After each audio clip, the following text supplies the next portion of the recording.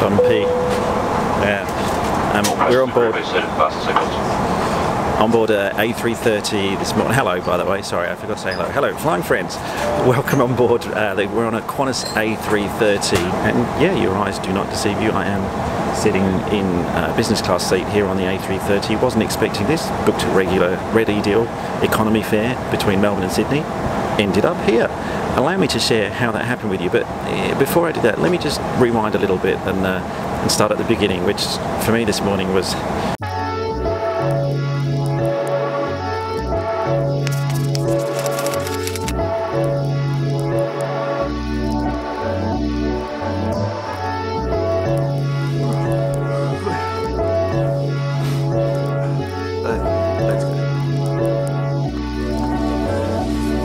morning.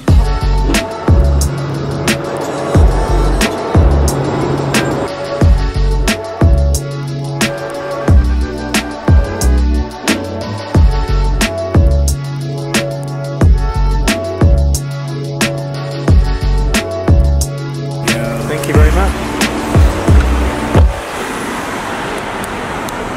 6:30 in the morning, Melbourne Airport, last day of autumn. It's not warm. I kind of wanted to get a shot with the airport in the background. Whatever, that's my problem, not yours. Welcome to Melbourne Airport, early in the morning. I wanted to do something a little bit different on the channel this morning. I wanted to share with you something that I do quite a lot in my everyday life, which obviously has quite a strong connection with aviation. Not actually with me flying the aircraft, but being a passenger on board, because I do this leg between Melbourne and Sydney in New South Wales with Qantas. I probably do this flight once every 2 weeks.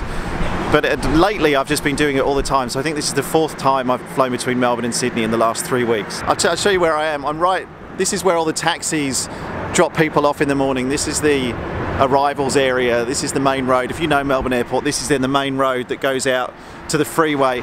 But it was kind of the best place I could find outside with a bit of a view of the apron. But I thought you might be interested to ride along with me today on this very popular air route. In fact, as I've discussed here on the channel before, this the world's 2nd busiest air route, this one between Melbourne and Sydney. Okay, it's fully raining now. Thanks, Melbourne.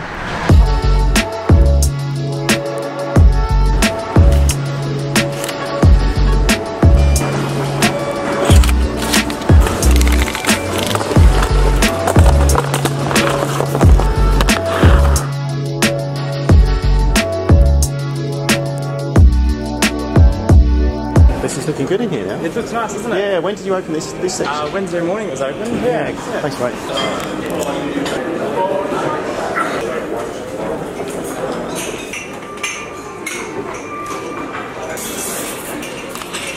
Morning, how you going? Yeah, well, thank you.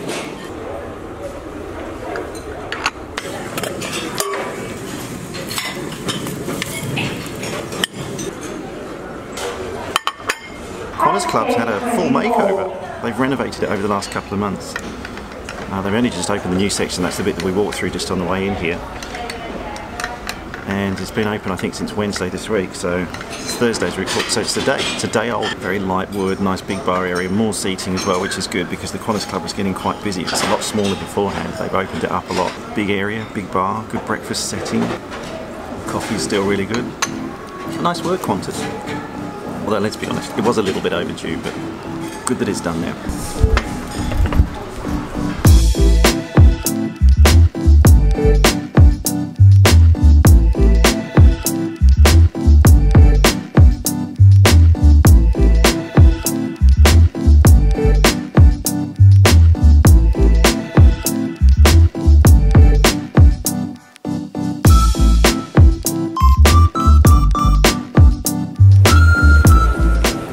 Sometimes in airport, it's just things can go one way or the other. You know, sometimes this place is slammed with people, but today here in Melbourne, this is like almost the peak of rush hour, or should be. But look.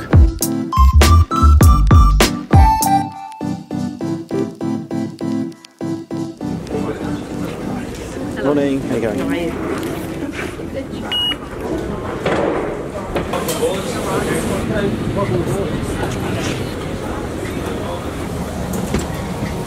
To get the upgrade then between Melbourne and Sydney, what I did was first of all ask for it, checked if there was any inventory available. There was, and the cost, now the cost varies, so what I did is I used points to pay for this upgrade, and it varies depending on the type of ticket that you bought. So I got a red E-deal, which is the basic, most simplest, cheapest economy fare you can book online. And between Melbourne and Sydney to upgrade to business on the A330 is 10,000 frequent flyer points. Now on the way home, and I don't know whether I'm going to do this on the way back, because I booked a flexible fare, that's only 5,000 points. Hello, sparkling water. Thank you. Thank you very much. The staff are so cool on Qantas. The cabin crew guy just apologised for interrupting the filming. No problem. Where was I? Yes, red E-deal. So red E-deal, cheapest fare, 10,000 points to upgrade between Melbourne and Sydney. On the way home, I actually bought a flexi fare, meaning that I don't get charged if I want to change the time that I'm coming back on, which I often do when I'm travelling for business, because you don't know when a meeting's going to finish, and if you need to push your flight, you don't want to get charged. So I buy the flexi fare, but the upgrade on a flex fare with Qantas is only 5,000 frequent flyer points. Frequent flyer miles are the cheapest way to upgrade yourself on an aircraft, especially because you can get them through credit cards. You don't have to get frequent flyer miles by actually flying. So if you've got a credit, and I've said this before on the channel, if you've got a credit card and you're not earning frequent flyer points, you need to change the credit card you have right now. Go online and look for one which has got a bonus points offer as well. Some of them you can get up to 100,000 Qantas frequent flyer points just for signing up for that credit card. You use it a couple of times, you can cancel it at the end of the first year if you want, and you keep those bonus points. And 100,000 frequent flyer points, even I can do that maths. For 10,000 points to upgrade between Melbourne and Sydney, that's 10 free upgrades for doing nothing, filling out a form.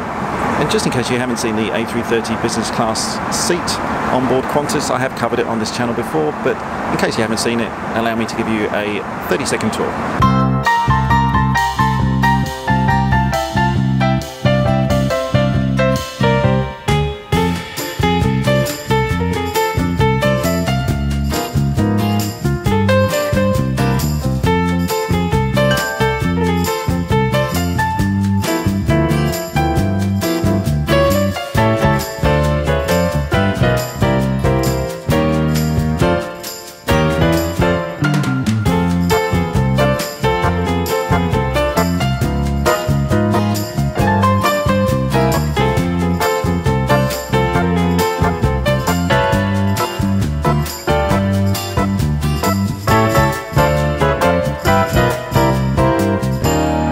Honestly, I have to say, I think the business class config here on the A330 with Qantas, and I'm not just saying this because you know I'm a big Qantas fan, but I have to say, I think it's one of the best, if not the best, business class configuration if you're travelling on your own.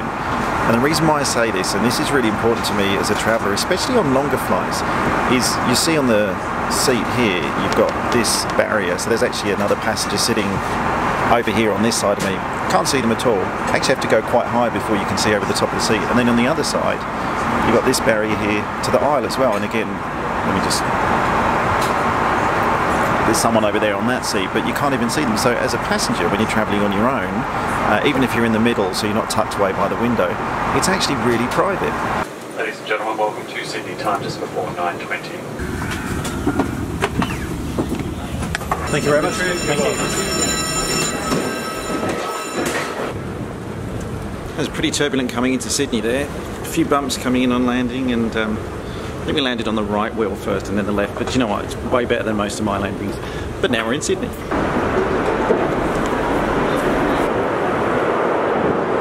Just whilst I'm waiting for the Uber, anyone know why there's that British Airways sign here at the domestic terminal at Sydney? The only thing I can think is that it must be for passengers, BA passengers who are coming here transferring to international, but I don't know why it's on the outside of the terminal. I understand if you're coming through Sydney and transferring to international, but I don't know why you would arrive at the domestic terminal in Sydney to get on a British Airways flight. Are there any BA domestic codeshare flights that go out of Sydney?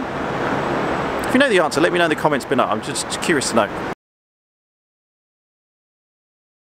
So as is usually the case with these things, my meeting overran in Sydney. I'll just set the camera down there. So I'm running a bit late. I did want to show you the the domestic business lounge here at Sydney Airport, but we're not going to get time to do that. I'll need to do that in another vlog, so I apologise for not showing you that.